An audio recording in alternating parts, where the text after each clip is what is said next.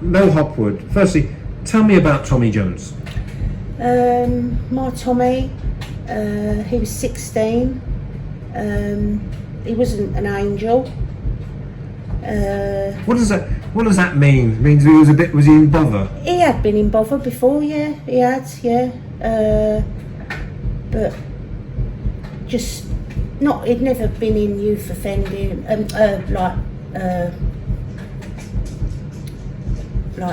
he'd never been to prison or anything like that. But he was just a little, like I call them toe rags, really, toe rags, because there is kids out there that are toe rags and they can be helped. But Tommy was turning his life around. He was turning his life around. He'd left school. He'd got work. He was working with his cousin and that, and he'd got a girlfriend. And 2 days before he died, he found out he was going to be a dad. Which I have a grandson now called Tommy. He'll be 15 soon. And yeah, he went to London to visit his cousin, and he'd actually stopped to fight in the course of that night, it said in the trial.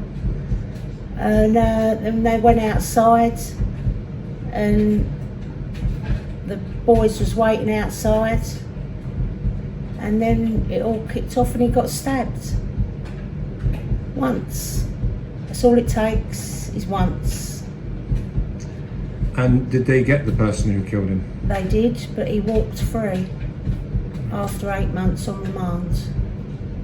Why did he walk free? They put it down to, they said that it was self-defence. Tommy never had a knife, Tommy never had a weapon on him or anything like that. There was a lot of left out facts from the trial. I still say to this day that it was corruption. But there's nothing you can really do about that. I joined other groups and stuff, Justice After Acquittal, and tried to seek advice, but sometimes there's just nothing you can do about it. You've got to take what was served.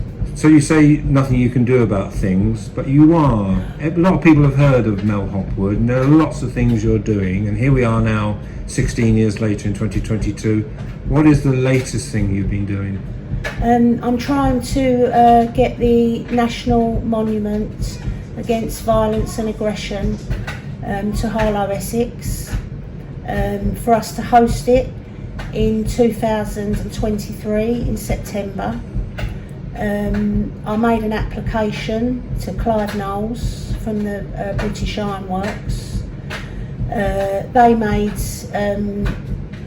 lots of amnesty, like bins, knife bins, handed them all around the country, got them all filled up, and then a man called Alfie Bradley decided he was going to make the Knife Angel. And now it travels up and down the country every month for towns and cities to raise awareness and do 28 days worth of youth. It's an anti-violence youth education programs. So if you had a wish on the actual Knife Angel of locating it somewhere in Harlow, would you, just for that period of time, where would you like it to sit? I would love it to sit in the town park, by the bandstand. So obviously it's open to the public, and we could hold demonstrations and shows of the weekends for families to come down. During the week, schools, colleges, universities can visit.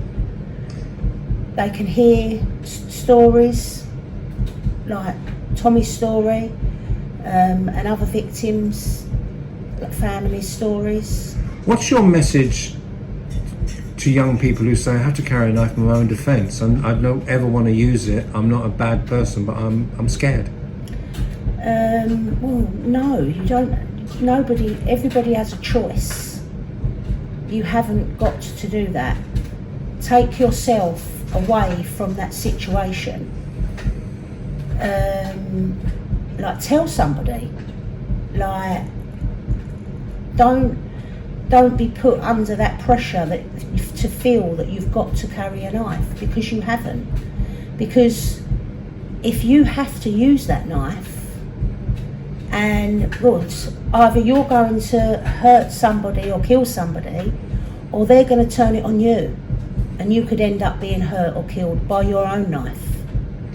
Is this now, it's now 16 years, is this like a lifelong quest for you? Yes. You are campaigning on all sorts of different ways that you do things. We've talked about off camera, but you are now campaigning for it's a life, it's a devotion to life. 100%.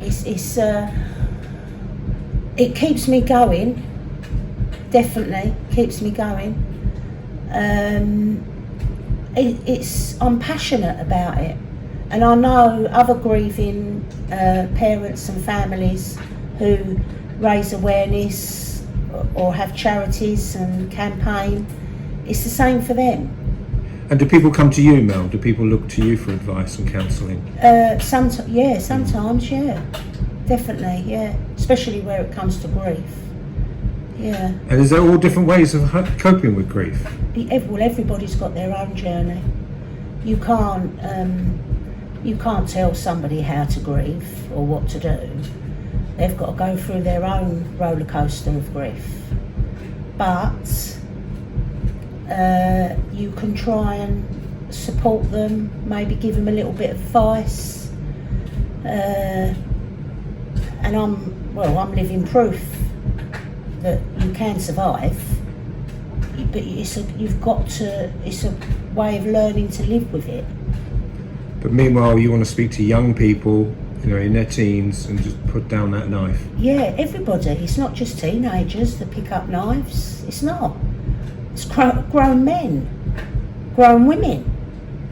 There is lots of people out there that carry knives or will use a knife. And violence as well. Again, it's not just about knife crime, it's about violent crime as well. Like, it's all got to stop. We don't need it. If we've got to, we're a community, especially us in Harlow. Like,